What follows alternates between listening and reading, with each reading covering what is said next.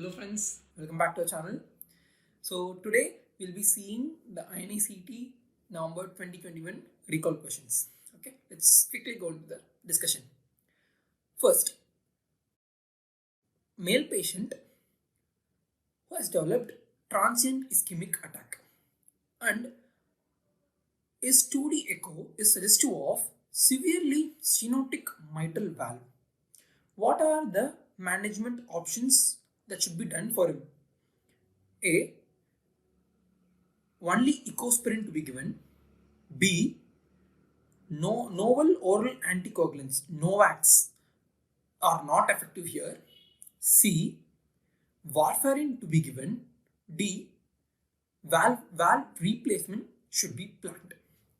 So, what are the options, statements, statements among the following? Yeah, actually, if you see in mitral stenosis, how to give anticoagulation? See, if it is a non-valvular cause of atrial fibrillation, then anticoagulation will be given by CHAD VAS2 score.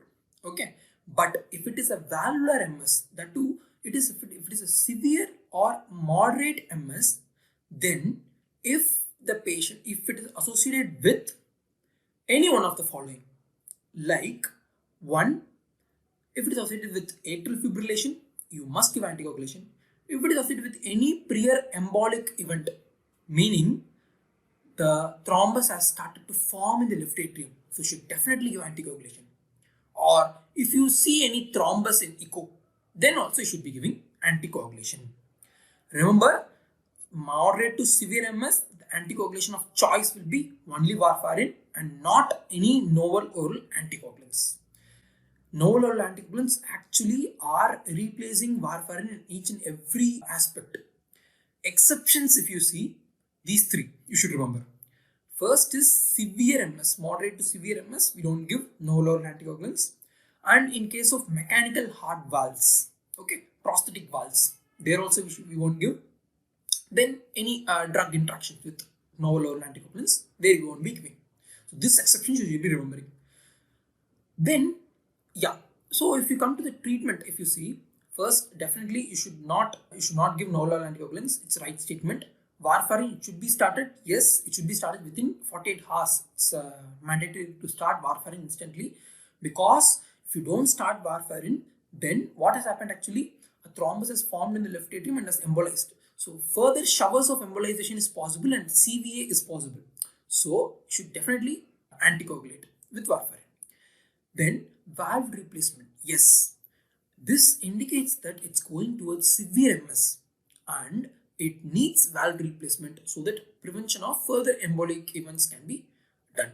Okay, so the options will be B, C, and D is true. Okay, yes. Yeah, and this CHAD VAS2 score, when to use? It is used only in case of non-valvular atrial fibrillation.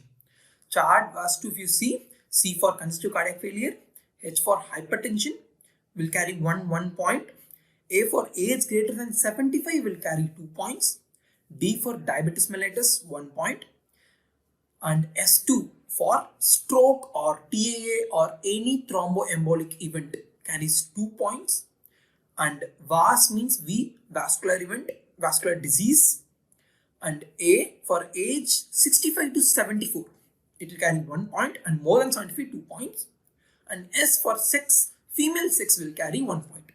So total, if you calculate, in that, if the score is more than or equal to 2, then the patient needs anticoagulation in case of non-valvular atrial fibrillation, and the anticoagulation of choice mostly will be novel oral anticoagulants. Okay, only in valvular MS, severe MS, we will be going for warfarin.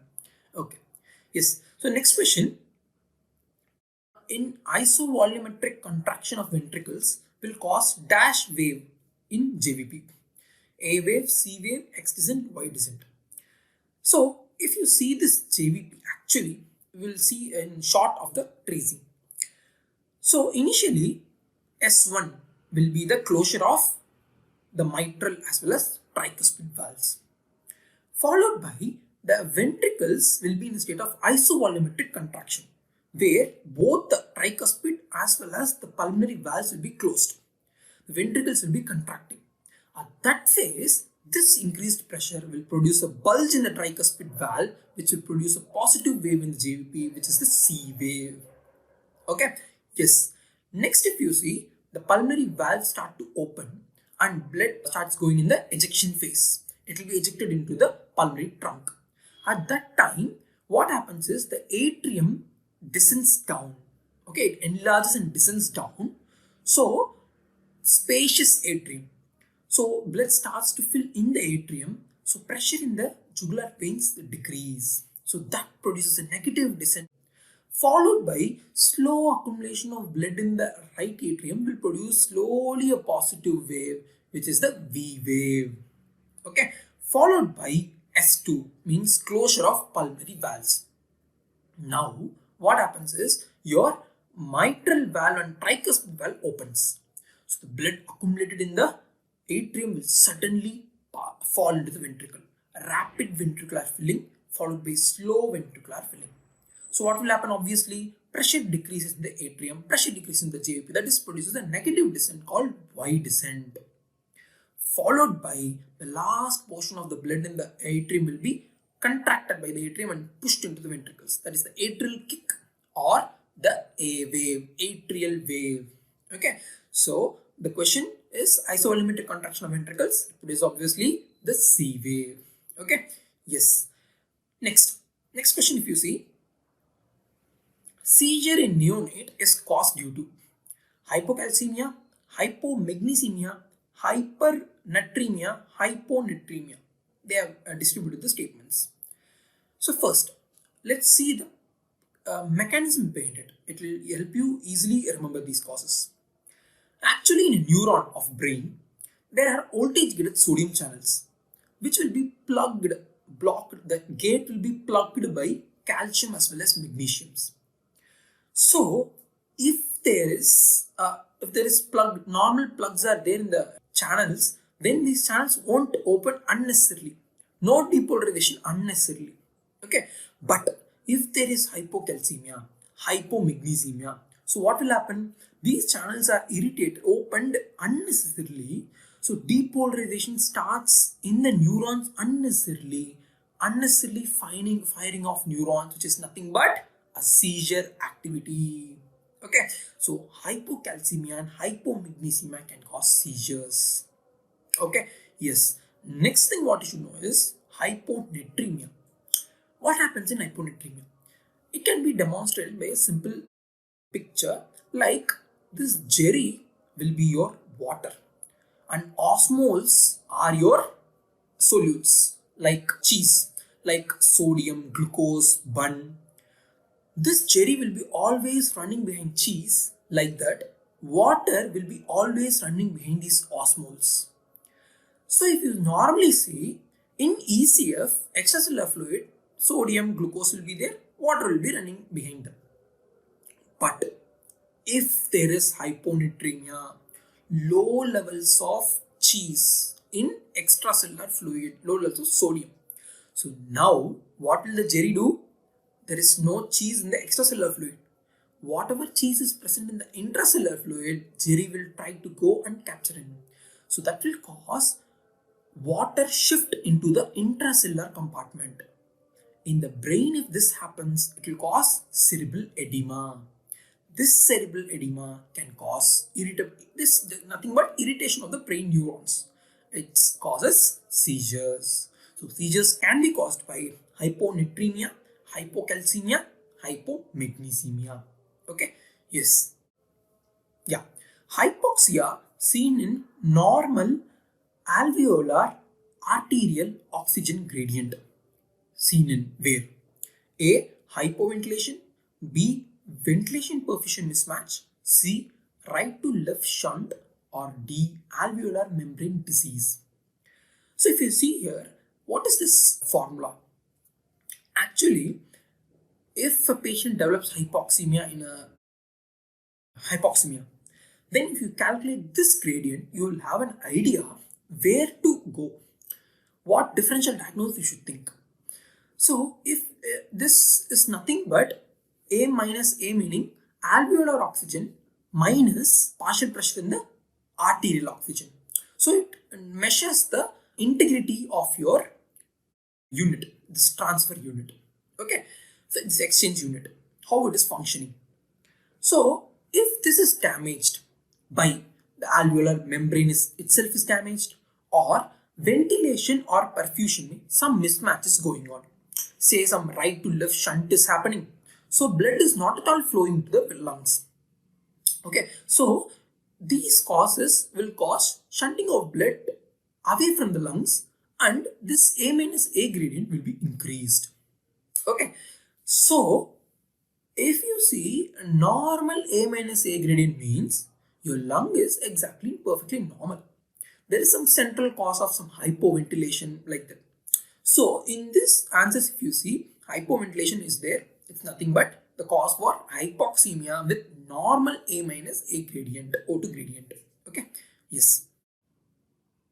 The true statement regarding COVID, CORATS is CORATS 0 means a normal CT scan. CORATS 5 means all the following, all the features, typical features are seen in that CT scan. Or C is unifocal consolidation is typical of COVID. So what is the true statement? So if you see for CORATS, it starts from 1 to 6. 0 is not at all in the picture. 1 means a normal CT scan, no abnormalities there. 2 means there are some infections which are other than COVID. And 3 means they are like indeterminate for COVID, whether you are not sure whether COVID is present or not. Next, 4, if you see, these are findings suspicious of COVID, meaning almost it's COVID only. If COVID 5 is there, they are typical findings of a COVID. And COVID 6 means only RT-PCR for COVID is positive. Okay, so the true statement will be CORAT 5 corresponds to typical features of COVID. Mechanism of action of remdesivir. So if you see this, actually the COVID coronavirus enters our human cell by entering to the receptor called ACE2 receptor as well as TMT SSR2. So by unlocking this ACE2 receptor, it enters in and it releases its RNA.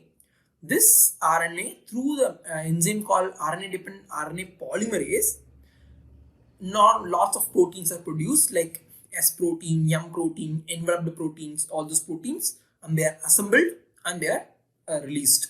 Okay, so if you see this enzyme, RNA dependent RNA polymerase, this enzyme is targeted by your remdesivir, which will inhibit your viral proliferation. Okay, so this is the action of remdesivir. Next, the flow rates in a green cannulas.